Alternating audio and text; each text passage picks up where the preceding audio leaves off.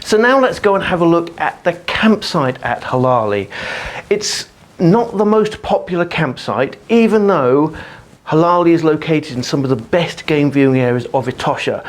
It's partly because its location is that it's most difficult to get to from either of the access gates. It's the furthest away from both gates. And also it doesn't have such a good reputation because the campsite itself is a big campsite. It's located between the restaurant, you've got the swimming pool, then you've got the campsite spread out behind there, and then the little hill, and then the waterhole.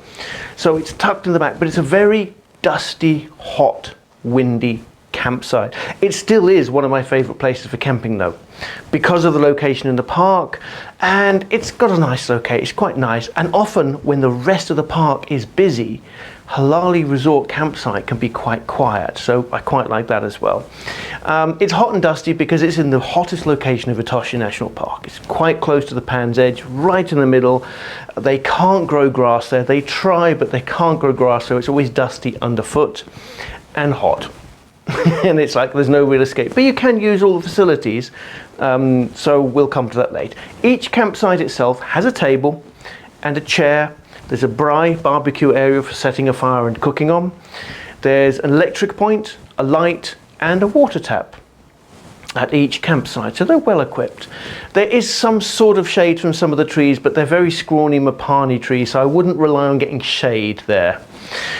Also amongst the campsite is the ablution or shower toilet blocks. There's 3 of those dotted around the campsite, so you can choose whether you want to camp near them for convenience or further away from them to have less people trekking backwards and forwards your campsite. That's always a tricky one to decide.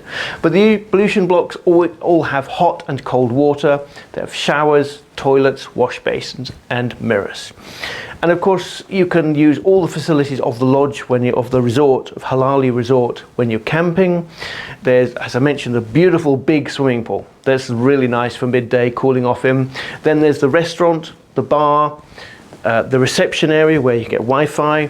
Then there's a kiosk shop which is fairly basic but does sell ice cream, cold drink, charcoal, firelighters and basic foods. And there is also a fuel station at Halali selling unleaded and diesel fuel. And of course the big thing with camping at Halali is the waterhole that you can see from the camp. Now the campsite, odd enough, is the closest place to stay to the waterhole because the waterhole is tucked a little bit behind the camp. So it's a little bit of a walk, but it's really nice to go and view. So when you come in from your evening game drive, because you've got to be in the camp before dark, before you go anywhere, park up and then take a walk round that path to the Moringa waterhole and see what comes in, because that late evening, early night is the best time for seeing a lot of the rhino that come into that waterhole, as well as elephants and a lot of other animals. But you can actually go there all night because it's floodlit at night. Obviously during the day you can sit there at any time you like. You can spend all day and all night there if you like. But at night it is lit, so you can then sit and watch what comes and goes.